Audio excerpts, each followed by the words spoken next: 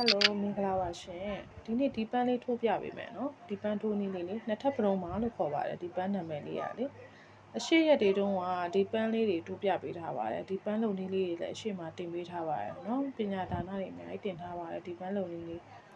ဒီဟာလေးကိုလုတ်တက်သွားပြီဆိုရင်ဒီပန်းလေးလုတ်တက်သွားပြီဆိုရင်ဒီပန်းလေးလည်းလုတ်တက်သွားမှာပါနော်ဒါလေးကတော့နှစ်ကြိုးပူးပြီးလုတ်ထားတာပါဒါလေးတွေကတစ်ကြိုးပဲလုတ်ထားတာပါကဲပန်းလုံနည်းလေးကိုလိုက်ပြီးကြည့်ကြပါအောင်နော်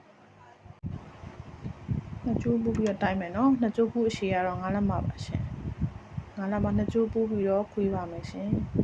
ကျိုးနှစ်ကြိုးပူးပြီးခွေတဲ့အခါတတညီညီလေးခွေပါမယ်ကဲခွေးလုပ်ပြီးသွားပါပြီကျိုးလေးကိုနောက်ကိုလှမ်းပြီးတော့ခောက်ချပါမယ်ရှင်ကျိုးကိုနောက်ကိုလှမ်းပြီးခောက်ချပြီးရင်ဒါလေးချီတုပ်ပါမယ်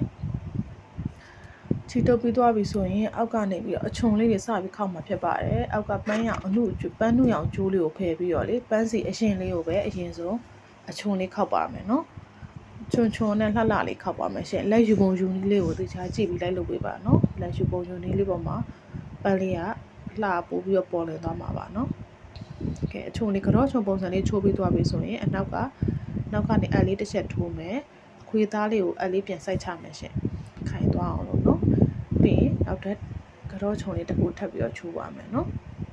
ဒီပန်းလေးလုံးမယ်ဆိုရင်လေကျိုးလေးကိုအပြားလေးနည်းနည်းကြီးပြီးချုပ်ပေးပါရှင်အဲ့ဒါမှကတော့ချုံလေးတွေကပိုပေါ်ပြီးလှမှာပါတခြားပန်းလေးတွေကတော့ပုံမှန်တိုင်းပဲကျိုးသေးသေးလေးတွေချုပ်လို့ရပါမယ်ဒီ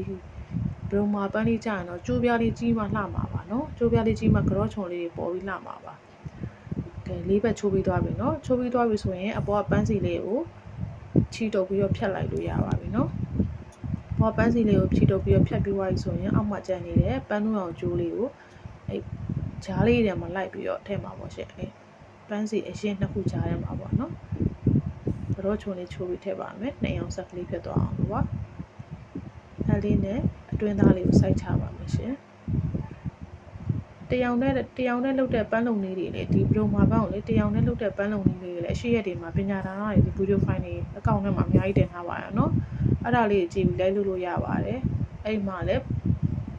အထိုးနေအဆိုင်လေးတွေအကုန်လုံးအသေးစိတ်လေးပြပေးထားပါတယ်နော်ဒါကတော့နှစ်ယောက်ဆက်လေးကိုထပ်ပြီးလုပ်ပြတာပါကဲပြီးသွားပါပြီနော်နောက်ပိုင်းလေးကိုခြေတုပ်ပြီးတော့ဖြတ်ထုတ်လိုက်ရင်ပန်းလှလေးရပါပြီရှင်ဒီဘရုံမာပန်းလေးတွေကလည်းအရန်လာပြီးလူကြိုက်များပါတယ်နော်ကျိုးကုန်လည်းတက်တာပါတယ်ကျေးဇူးအများကြီးတင်ပါတယ်နော်ကဲအရန်လာတဲ့ပန်းလေးပါ